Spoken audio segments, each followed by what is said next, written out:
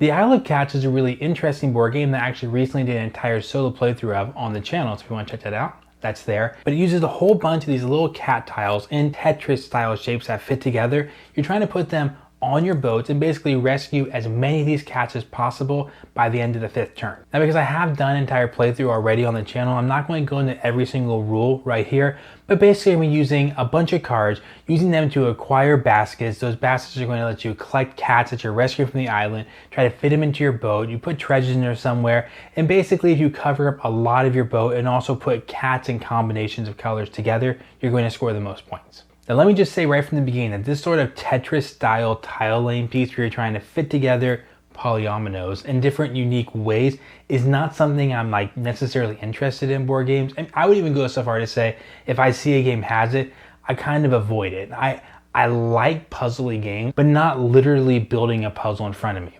That being said, I actually kind of enjoy doing it in this game. It wasn't overwhelming. There's often lots of ways to kind of use the treasure as well as your cats to fill up rooms in your boat. So you have some treasures that are going to be some smaller shaped pieces like this, which are going to fit in and kind of fill those gaps that your cats make. So all that being said, I think the actual experience of putting the cats onto the boat was actually pretty good, considering this is not a mechanism that I typically am that fond of. One thing I really enjoy about the Isle of Cats, this is going to seem silly, but just stick with me here. Every single turn, you get 20 fish. Fish is like your currency. You can spend your fish to get cats lured onto your boat. That's how you try to rescue them, is you lure them with fish. You also use fish to buy some special cards, do some things like endgame score. There's something kind of refreshing about Isle of Cats. It just says, here's your 20 coins. You don't have to scratch and claw.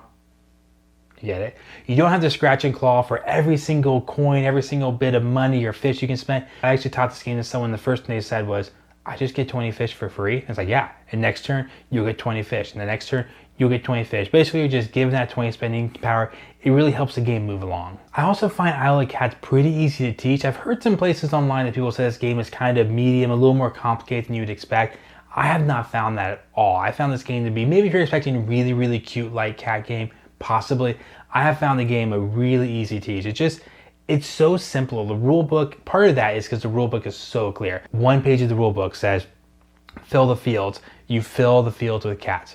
Then the next section, get fish. Like a whole turn, a whole step of your turn is get 20 fish. I just love it how every single step is laid out so clearly. It's just really easy to follow along. And it's also very easy to teach that way because you just say, hey, all we're doing right now is green cards. If you have green cards, you can play them. You don't have to. After that, hey, all we're doing right now is we're putting down our yellow or brown card.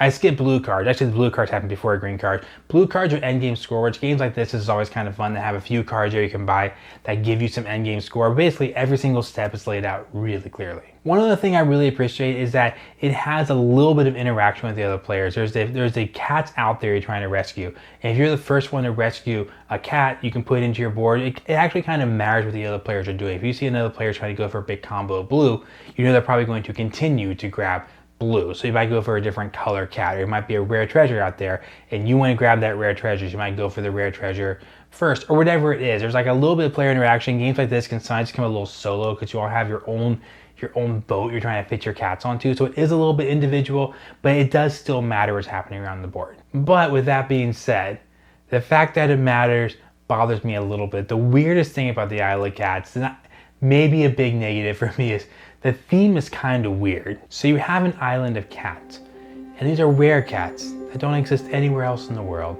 And these cats are about to be attacked in 5 days by the Dark Hand of the Vesh, whatever that is. And they're coming to the island. When they come to the island, they're going to eradicate all the cats. It also says, and the rest of the world, so I guess this is all just temporary joy until they kill us all. They're coming to this island to kill all the cats, and you're here to save the cats. Now, if there was ever a setup for a game that the players should all be on the same team, that's one. We're all here to save these cats from being exterminated into extinction. We're here to rescue them and put them on our boats.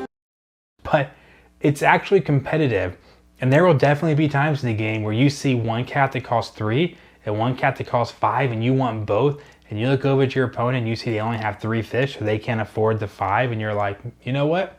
I'm gonna buy the 3 first, then I'll buy the 5, and you killed a cat. It's kind of an odd game to have competitive, and even take it a step further, you fill the gaps in your boats, like I said earlier, with treasure, which kind of cracks me up because we're here for the cats. We gotta save the cats. You even befriend these cute little Oshak cats. You don't rescue these, you don't like capture them in the same way, but you befriend them. They trust you. But the thing is, like, when you're doing all this, you're also trying to fit treasure on your boat. And there's actually rare treasure, which gives you endgame score, and also a lot of cards that say treasure's worth bonus points. This is all cool, except as you fill your boat up with treasures, you're saving fewer cats. So anyways, kind of a weird concept. Maybe it's brilliant though. Possibly the theme lies one layer below, and we're just evil companies that are trying to get rich off of all the treasure on this island. We all know the other companies are all out for the treasure too, but we have to make up a cat interest story to go save the cats from this island, and that's our excuse to get funded by the people and sell on these boats to really save the cats, but steal all the treasure for ourselves. But at the same time, it looks great on the table. Like, this is a game that a lot of people are going to be more attracted to because you're getting fish and you're trying to get cats, and you have treasure and you have cool cards and you have these special cats that are wild. You can put, there's so many good things about it. There's all these cute little, you indicate the wild cat's color by these cute little wooden tokens. There's so much this game has going for it in the theme. It's just they didn't quite put that bow on top to make it make sense. Like, why are we competitively and sacrificing cats to sometimes win the game to get it done? But anyways, it looks great, just an odd combo of the theme there. But beyond theme, my only really big negative with the game itself is I felt like it was maybe a little too random by what card people drew.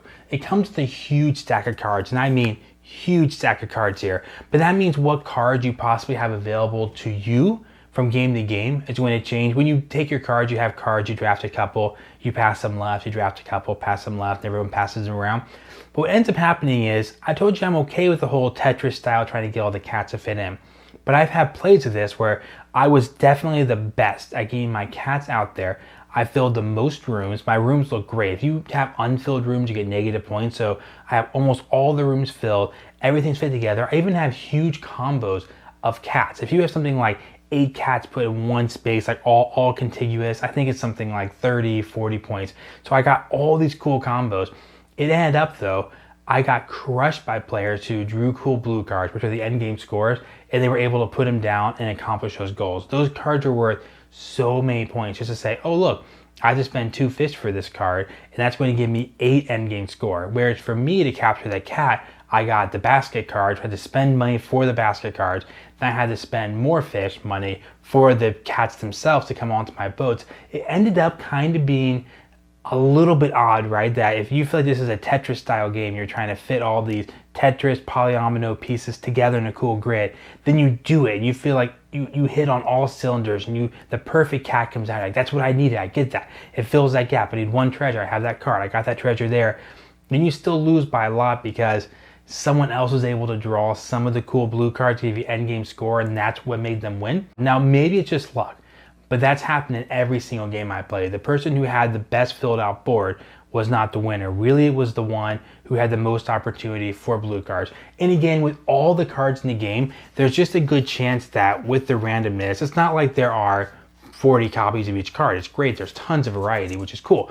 But also that means there's a really high chance of you just won't see certain cards. So someone might be given 2 blue cards, they put them down, they pass the left. Maybe the next turn, after you've done an entire turn, they were given 2 blue cards again they could have taken, put them down, pass cards left, and you just might not have that opportunity available to you. Another big card that I think is a little too overpowered is these basket cards. When you have a permanent basket, every turn you may rescue 1 cat, then you have to do card play to rescue more. You have to basically buy green cards, put these green cards down to rescue additional cats. Well, there are a couple cards that give you ways of getting an additional permanent basket. You could have 2 permanent baskets. Those, in my opinion, are really overpowered. If you get 2, sometimes you get 3 of them. They're pretty rare. 2 happens often, but sometimes you'll have 3 and someone else will be stuck with 1 just because they were never dealt that card. It's not that uncommon, especially in a 4-player game, to have someone who wasn't dealt 1. So for the whole game, they're drafting so many green cards just to get enough things to rescue some cats. And someone else is sitting there maybe with just 3 green baskets the whole game. They don't have to draft a single more of those green cards. They can only focus on other things to spend their money on and other things to choose to draft. It just makes a big difference in whether or not you were just given one of those basket cards or not. So in the end, Isle of Cats kind of falls right in the middle for me. There's a lot of things I enjoy about it. I enjoy actually kind of doing the puzzle, trying to make it all work. It's really satisfying that every game you start out in your first turn, you get like 2 cats. By the end of the game, you almost have your whole boat filled up. It's just this great kind of cool thing to try to see how it all kind of comes together with the different colors, trying to match colors up. That part's cool. I like a few of the features. I wish more games would incorporate some of these things, as far as the idea of like, you just get 20 fish every turn. Just take your 20 fish. How do you want to spend them? And also the really clearly laid out sequence of turn. It's not the only game that does that, but not enough games do that. And actually that sequence of turn is right on everyone's player board. They can look down and just say, oh, first we fish, and then we draft cards. It's just so nice that I kind of laid out. But at the same time, some of these things about being highly random, in my opinion, for a bigger game, probably it's not gonna make sense when it's go out of my way to play. If someone wants to play it, of course, it looks great. It's a fun little puzzle to do. And like I said, if you want to see the entire playthrough of the game on solo mode, check out that link right there. And I'll see you guys next time.